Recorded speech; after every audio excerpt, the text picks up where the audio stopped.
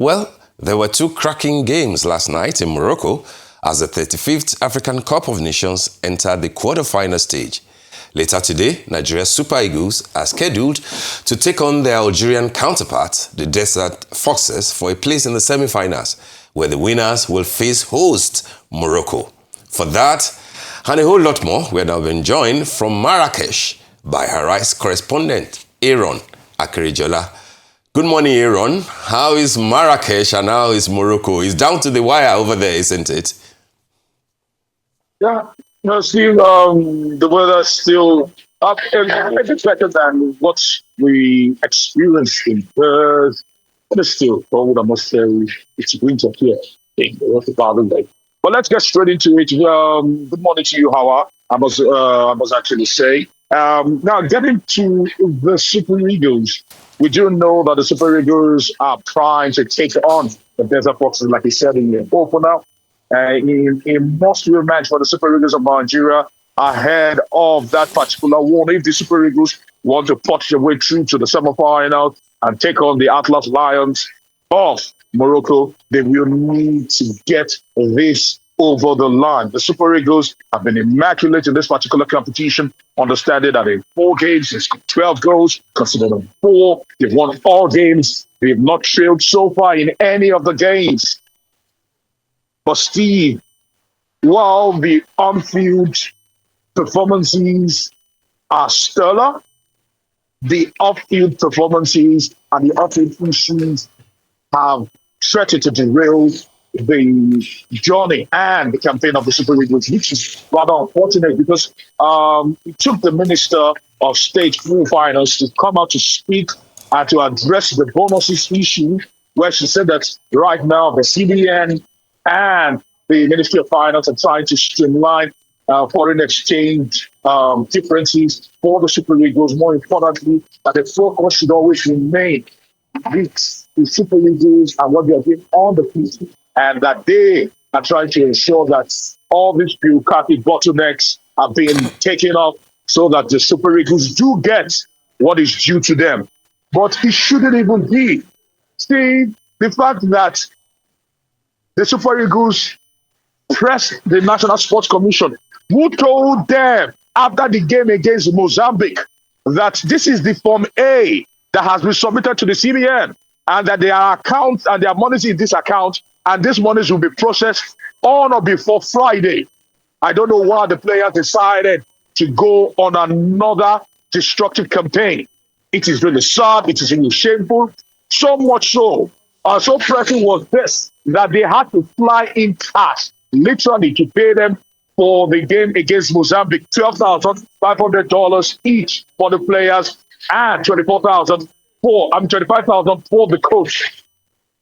I think the last time this happened was back in 2014, where President Goodluck Jonathan decided to lift money to the Super Eagles player before they went to play the Le Bleu of France. This shouldn't be happening at all. And it's unfortunate this is happening. It's unfortunate that this might mar these particular quarterfinals because there have been distractions, counter distractions, put into context what happened with Victor Osimhen. But quickly, let's actually move it on because one man needs to be celebrated in all of this. Eric Shell, the Malian, celebrated 1 year in charge of the Super Eagles. 16 games being played, 10 wins, 5 draws, 1 loss, 35 goals being scored, 34 goals being scored, 15 conceded. This man has unlocked the attacking fury of the Super Eagles, and it is in full display at this Nations Cup. We are the team with the most goals right now. We are the team with the fiercest attack. And if we go against the Desert Foxes of Algeria today, the Algerians know that they have their work cut out trying to stop either Victor Osimhen, Ademola Lookman, Moses Simon, or Akko Adams, who has been a tour de force in this particular tournament. Quickly, let's look at the Atlas Lions, who are potential opponents. Ceteris paribus, all things being equal, if we do get past the Desert Foxes, they yesterday showed that they can galvanize themselves together. Regra Rui, their coach, is not a popular figure, but one thing is certain, he's getting the result. 2-0 yesterday, and the talisman, Brahim Diaz, the man that plays for Real Madrid, once again stepping up and opening the scoring. And as they say, the rest was history. They've been celebrating. They've got the fans behind them, and they've got support from them. And they've also questioned that officiating has been a little bit lopsided in favor of the Atlas Lions of Morocco. And that's something we will need to watch out when we go against Morocco to win. And that's something that CAF needs to address. And finally, looking at the results, it's unfortunate that the Malians yesterday did not rally themselves together against the Teranga Lions. Senegal, one of the favorites to win this particular competition, are showing that particular tag is very correct. With a 1-0 win, all they needed was one goal to get to the semifinals of the Africa Cup of Nations.